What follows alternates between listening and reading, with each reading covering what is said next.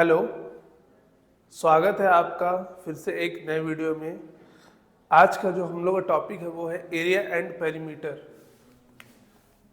Area and perimeter. तो हम लोग ये जान लेते हैं कि एरिया क्या होता है। तो देखिए, कोई भी एक प्लेन होता है, उसके बाउंड्रीज को के अंदर की जो भी प्लेन एरिया है, उसको जो इनक्लोज्ड जो साइज होगा उसी को हम लोग क्या बोलते हैं, उस चीज का एरिया बोलते हैं।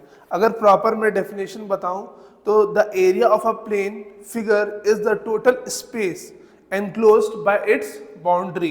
It is always expressed in square units. ठीक है, ये हमेशा स्क्वायर यूनिट में ही बताया जाता है। अगर हम एरिया की बात कर लें तो ये या तो सेंटीमीटर स्क्वायर या मीटर स्क्वायर। कभी भी आप इसमें पावर में 3 या 1 नहीं देखेंगे। पावर में 3 तब होता है जब हम 3 डायमेंशनल फिगर का वॉल्यूम निकालते हैं, बट अभी हम लोग सिर्फ ये 2 डायमेंशनल फिगर का एरिया और पेरीमीटर देखेंगे। तो फॉर एग्जाम्पल मान लीजिए कि ये एक रेक्टेंगल है, ठीक है, और इस रेक्टेंगल का जो लेंथ है वो है 10 मीटर और जो ब्रेथ है वो है 5 मीटर।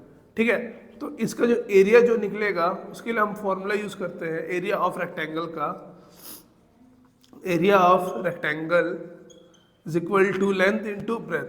तो देखिए कि जो लेंथ है वो 10 मीटर है, इंटू जो ब्रेथ है वो कितना है 5 मीटर है। तो 5 10 कितना हो जाएगा 50 मीटर स्क्वायर। अब देखिए यहाँ पे मीटर स्क्वायर इसलिए लगा क्योंकि जो ये जो लेंथ था वो भी मीटर में ही था और जो ब्रेथ है वो भी मीटर में ही है, इसलिए मीटर मल्टीप्लाई मीटर मिलकर के बन गया मीटर स्क्वायर। इससे हम क्या सीख गए, और एरिया ऑफ रेक्टेंगल भी सीख गए। Area of rectangle is equal to length into breadth. अब देखिए पेरीमीटर क्या होता है। पेरीमीटर, ठीक है, तो पेरीमीटर ना इस बाउंड्री का जो टोटल जो लेंथ है उसी को हम किसी भी फिगर का पेरीमीटर बोलते हैं। ठीक है, सम ऑफ ऑल द साइड्स। तो देखिए अब यहाँ पे पेरीमीटर ऑफ रेक्टेंगल के लिए फॉर्मूला भी यूज कर सकते हैं हम लोग, 2 times of length plus breath. ठीक है, तो यहाँ पे 2 टाइम्स ऑफ जो लेंथ की वैल्यू है वो हमारे पास कितनी है 10 है, प्लस जो ब्रेथ की वैल्यू है वो है 5। तो ये हमारा हो जाएगा 2 टाइम्स ऑफ 10 प्लस 5 15, 15 टू सा 30 मीटर। ठीक है, देखिए कि जो पेरीमीटर जो भी निकलता है उसमें हमेशा जो मीटर लिख ले या सेंटीमीटर में लिख ले, लेकिन पावर उसका 1 रहेगा। क्यों? क्योंकि जब हम पेरीमीटर निकालते हैं तो हमको एरिया नहीं निकालते हैं, बस इसकी जो बाउंड्री है, इसकी टोटल जो लंबाई है वही निकालते हैं। ठीक है, तो चलिए अब हम लोग एक्सरसाइज में चलते हैं। एक्सरसाइज सॉल्व करेंगे। क्वेश्चन नंबर 1 जो है वो क्या बोल रहा है, length of a rectangle is 400 metre. ठीक है, कोई एक रेक्टेंगल है जिसका कि जो लेंथ का वैल्यू है वो कितना है 400 मीटर। ठीक है, इसके बाद बोल रहा है breadth is equal to 265 metre. ठीक है, breadth is equal to 265 metre. Find its area. तो एरिया के लिए बस हम लोग को क्या करना पड़ेगा, लेंथ इनटू ब्रेथ करना पड़ेगा। ठीक है, तो ये हो जाएगा 265 मल्टीप्लाई बाय 400, है ना। आप इसको आगे पीछे करके भी लिख सकते हो, उससे कोई फर्क नहीं पड़ेगा, क्योंकि 5 इंटू 4 या 4 इंटू 5 दोनों का वैल्यू सेम ही आता है। तो 4 5 सा 20, 20 का 0 कैरी 2, 4 6 सा 24, 24 एंड 2 26, 6 फिर से कैरी 2, 4 2 सा 8 एंड 2 10, 1 0 6 0 आ गया और 2 0 और। ठीक है, तो ये आ गया हमारा 1,06,000 मीटर स्क्वायर। ये होगा हमारा करेक्ट आंसर, ऑप्शन नंबर 1। ठीक है, अब चलते हैं सेकंड नंबर जो क्वेश्चन है उसमें बोल रहा है length of a rectangle is 20 metre, breadth is equal to 18 metre, find the perimeter, then find perimeter. ठीक है, तो देखिए कि जो लेंथ की वैल्यू है रेक्टेंगल की वो है हमारे पास 20 मीटर। ठीक है, जो ब्रेथ है हमारे पास वो है 18 मीटर। ठीक, अब हम लोग को पेरीमीटर निकालना है।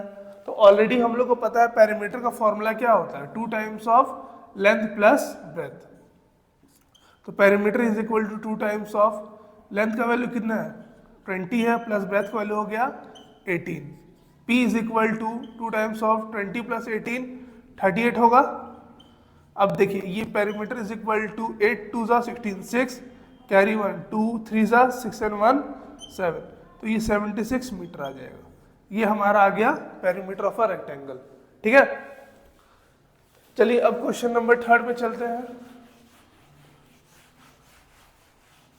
देखिए हमारी कोशिश रहती है कि वीडियो को जितना सिंपल से सिंपल लैंग्वेज में हम समझा पाए, इजी से इजी क्वेश्चन से स्टार्ट करा पाए, क्योंकि देखिए आज के टाइम पे आप अगर YouTube में देखेंगे तो बहुत सारे अच्छे अच्छे चैनल्स हैं जो कि बहुत अच्छा काम कर रहे हैं, प्लस हमारा भी एक कंट्रीब्यूशन है इसमें। हम लोग ये चाहते हैं कि जो एकदम बेसिक से जो सीखना चाहे वो हमारे चैनल में आए, और हमारे चैनल से वो क्या कर सकता है कि बेसिक को अच्छा अपना स्ट्रॉन्ग कर सकता है।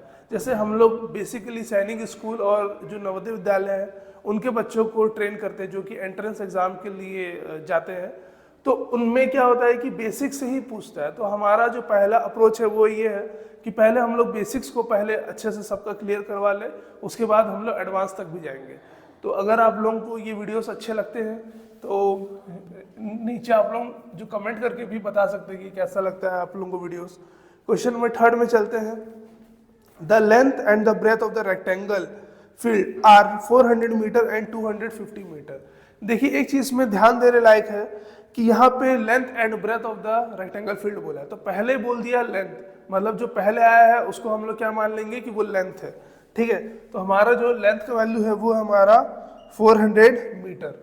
ठीक है, और जो ब्रेथ है वो है हमारा 250 metre respectively. Find the area of the field. बहुत ही आसान है, बस हम लोग को क्या निकालना है, एरिया। एरिया मतलब क्या होता है, लेंथ इंटू ब्रेथ। ठीक है, तो देखिए लेंथ कितना है 400 इंटू ब्रेथ है 250, तो 250 इंटू 4 ये हो जाएगा 1000 और 2 0 और लग गए। ठीक है, ये हो गया 1 लाख मीटर स्क्वायर। इजी था ना। अब चलिए क्वेश्चन नंबर 4 में। क्वेश्चन नंबर 4 जो बोल रहा है वो बोल रहा है find the perimeter of the rectangle find the perimeter of the rectangle field whose length and breadth are 250 metre and 200 metre respectively. ठीक है, तो पेरीमीटर हम लोग को निकालना है। जो लेंथ है वो क्या है 250 मीटर है, 250 मीटर, और जो ब्रेथ है वो है हमारा 200 मीटर, 200 मीटर। तो पेरीमीटर इज इक्वल टू हो जाएगा 2 times of length plus breadth. Perimeter is equal to 2 times of 250 plus 200। ये हमारे पास कितना आ जाएगा, P इज इक्वल टू 450। अब देखिएगा P is equal to 450 into 2, ये हमारा आ जाएगा 900। ठीक है, 900 मीटर, ये हमारा आंसर आ गया। ठीक, चलिए अब चलते हैं क्वेश्चन नंबर 5 में। जो 5th नंबर जो है वो क्या बोल रहा है, the sides of a square is 24 metre, find the area of the square. तो देखिए एरिया ऑफ स्क्वायर का फॉर्मूला होता है area of square is equal to side into side, side into side. Easy लगा, या फिर कोई भी साइड का स्क्वायर भी हम लिख सकते हैं। ठीक है, तो देखिए जो एक साइड का वैल्यू है या फिर दोनों साइड का जो वैल्यू है वो कितना हो जाएगा, 24 मीटर ही होगा। 24 इंटू 24, तो 24 का स्क्वायर हो जाता है हमारा 576, तो ये हो जाएगा मीटर स्क्वायर। ठीक है, आप लोग भी कोशिश करिए कि 30 तक स्क्वायर और स्क्वायर के रूट्स जो है वो याद रहे। इससे क्या होगा कि कैलकुलेशन फास्ट हो जाएगी और एग्जाम में आप लोगों को बहुत ज़्यादा हेल्प मिलेगा, है ना। अब चलते हैं क्वेश्चन नंबर 6 में। The side of a square is 25 metre. 25 metre जो है वो साइड का वैल्यू है। Side of a square is 25 metre. Find the diagonal of the square. ठीक है, तो देखिए स्क्वायर के लिए ना एक चीज याद रखिएगा, जैसे ये मान लीजिए कि एक स्क्वायर है, इसका वैल्यू 25 हो गया, इसका वैल्यू भी 25 हो गया। अब ये डायगोनल हम लोग को निकालना है। डायगोनल मतलब दो जो कॉर्नर्स को जो जोड़ रहा है, ये होता है डायगोनल ऑफ ए स्क्वायर का formula d is equal to √2 into side. ठीक है, साइड का वैल्यू हमारे पास ऑलरेडी है 25 मीटर, तो डायगोनल हमारा हो जाएगा √2 इंटू 25, मतलब diagonal is equal to 25 √2 metre. ठीक है, ये हमारा आ गया आंसर। ठीक, चलिए अब क्वेश्चन नंबर 7 में चलते हैं। 7 नंबर बोल रहा है the perimeter of rectangular room is 200 metre. ठीक है, तो देखो पेरीमीटर जो है वो है 200 metre. Perimeter of a rectangle room is 200 metre. If the breadth of the room is 40 metre, मतलब बी की वैल्यू कितनी है, 40 मीटर आ गई है बी की value. Find the area of the room, तो एरिया निकालने के लिए पहले हम लोग को क्या चाहिए, लेंथ निकालना पड़ेगा। तो perimeter is equal to 2 times of L plus B.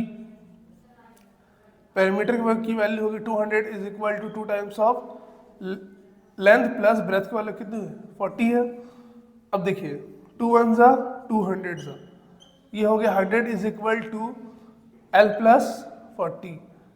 तो ये एल इज इक्वल टू हो जाएगा 100 माइनस 40, तो एल इज इक्वल टू हो जाएगा 60। ठीक बात है, एल की वैल्यू कितनी आ गई, 60 आ गई।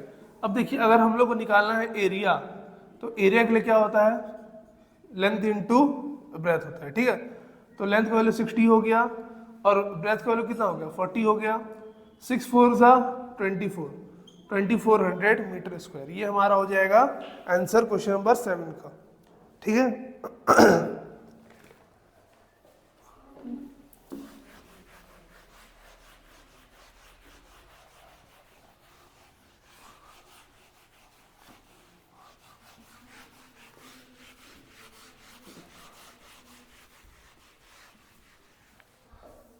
चलिए अब हम लोग सॉल्व करते हैं क्वेश्चन नंबर 8। तो क्वेश्चन नंबर 8 जो है वो बोल रहा है the area of a right angle triangle is 40 square centimetre. ठीक है, तो एरिया जो है वो क्या बोल दिया है, 40 स्क्वायर सेंटीमीटर बोल दिया है। ठीक है, तो एरिया ऑफ ट्राइंगल क्या फॉर्मूला होता है, राइट एंगल के लिए 1/2 इंटू बी इंटू एच होता है। तो ये हो गया 40 into 40 is equal to 1/2 into, अब देखिएगा यहाँ पे जो है if its base is equal to 28। Okay, base का वैल्यू हमारे पास है और क्या निकालना है, फाइंड इट्स हाइट, एच का वैल्यू निकालना है। क्वेश्चन में बोला था the area of a right angle triangle is 40 square centimetre if its base is equal to 28 centimetre, find its height. तो बेस अगर 28 है तो ये हाइट का वैल्यू निकालना है। तो देखिए 2 1 सा 2 14 सा जाएगा, फिर क्या चीज जा रहा है, 2 से आ रहा है, 2 7 सा 2 20 सा, तो ये 20/7 हो जाएगा अपना h का वैल्यू। ठीक है, तो इसको अभी हम लोग ये मिक्स्ड फ्रैक्शन में भी चेंज कर सकते हैं कि 7 2 सा 40 और ये 6, तो 2 6/7 सेंटीमीटर। हाँ सेंटीमीटर में है तो सेंटीमीटर हो जाएगा इज इक्वल टू एच। ठीक है, अब चलते हैं क्वेश्चन नंबर 9 में। क्वेश्चन नंबर 9 जो है वो देखिएगा बोल रहा है find the cost of carpeting a rectangular room at the rate of 2 rupees per square metre if the room is 20 metre long and 30 metre broad. ठीक है, तो पहले तो हम लोग निकालेंगे area. Area is equal to क्या हो जाएगा, 20 metre long and 30 metre broad, तो 2 3 जा 6 हो गया, 600 मीटर स्क्वायर। अब आ रहा है 2 रुपीज पर मीटर स्क्वायर का हम लोग को कॉस्ट लग रहा है, तो मल्टीप्लाई बाय 2 हो जाएगा, ये हमारा हो गया 1200 रुपीज।